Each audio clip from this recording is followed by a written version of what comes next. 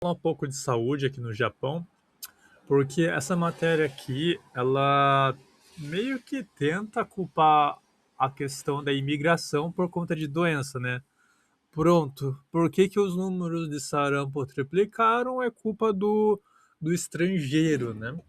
Só que, olha só o que ela fala, casos de sarampo mais do que triplicam por conta do espalhamento de overseas de estrangeiro, né? Pessoas que vieram de fora. E aqui você vê o gráfico, né? Que 60 vezes 3 é 180, então você teria que pelo menos ter triplicado ou mais o número de estrangeiros que vêm para o Japão. Só que se for olhar, por exemplo, os dados que você tem, eu estava vendo quantos turistas entraram aqui no Japão em 2024 e 2025. Então você vê que aumenta cerca de 15 a 16% nessas viradas de ano. Bom, não olhei outros anos, mas você pode ver como os números são relativamente próximos. A média deve ser algo por volta disso aqui. Como que você me fala em triplicar ou mais esse número? Você vai para mais de 100 milhões. 100 milhões, se eu não me engano. Ah, não, é bem mais o número de residentes estrangeiros. Mas enfim, eu quero que vocês foquem nesse número aqui, porque esse número desmente o caso que eles tentaram falar que triplicou e a culpa é do estrangeiro. Você vê que esse jornal aqui está meio que querendo fortalecer a narrativa do estrangeiro malvadão para, de repente, criar mais alguma medida contra o estrangeiro. Mas eu vou explicar um pouco do porquê esse tipo de coisa acontece. É claro, tem um pouco de culpa do estrangeiro, sim, mas também tem um pouco de culpa do japonês também. E é isso que eu vou relatar aqui como alguém que mora aqui no Japão. Estou aqui há mais de um ano e meio e trabalho como engenheiro de software e sou youtuber nas horas vagas. Agora, eu quero falar com vocês que, sim, de fato, temos um aumento de estrangeiros. Não é esse aumento de triplicar, mais de triplicar, não tem essa superlotação multiplicadora por ano, como vocês puderam ver.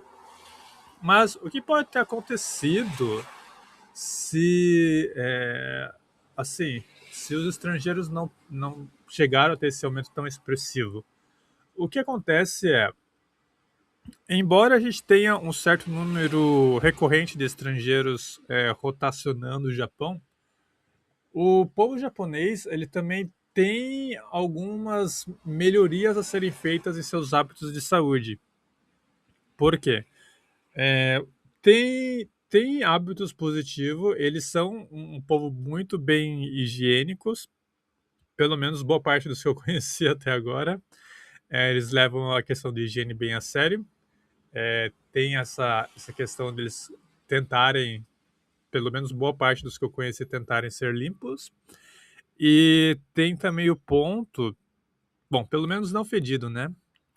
E tem também o ponto de que eles tentam comer, pelo menos a boa parte das vezes, de maneira saudável, né? Sem ingerir fritura, sem comer muito doce, açúcar. Então, eles têm uns hábitos interessantes, assim, básicos. Só que o gerenciamento de estresse deles é assim, cara, é meio que lamentável. Assim, brasileiro, eu acho que por nascer no país onde o estresse reina, a gente já está um pouco vacinado quanto a isso, né? Você tem um bom gerenciamento de estresse com a cultura de academia, a prática de exercícios físicos. A gente olha detalhes um pouco mais a fundo, como vitamina D, como que está a sua imunidade. Então a gente busca olhar esses pontos um pouco mais no detalhe, justamente para evitar de você ficar doente, porque você perder um dia de trampo no Brasil e se você depende de trabalhar, né, você não ter o seu salário todo mês, acabou o seu dia.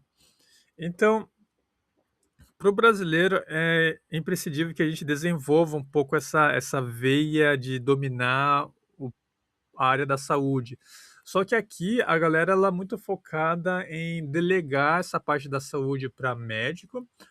O médico, ele não quer correr muitos riscos, e aí você já viu, né. Eu não sei o que acontece com a questão de vacina, porque aqui tem vacina de, sarampo, se eles tomam ou deixam de tomar, eu não cheguei a ir a fundo para observar o que que eles fizeram, deixaram de fazer, mas enfim, se estivesse tomando, não estariam passando por isso. E o ponto que eu quero trazer aqui com a questão de deles terem faltado nessa base de saúde é justamente que você não gerencia tão bem o seu estresse, você trabalha uma quantia insana de número de horas, e aqui a experiência pessoal. Durante esse 1 ano e meio, eu vi inúmeros japoneses não irem para o escritório ou estarem usando máscara ou passando um aperto com o nariz, provavelmente de algum resfriado ou coisa do tipo. E tudo isso devido à imunidade baixa. É uma galera que trabalha assim. Eu pude ver que eles são meio que outliers no número de horas extras, fazem muita hora extra, trabalham demais, só que em detrimento da saúde, não gerenciam o seu cortisol, então vira e mexe eles capotam um dia.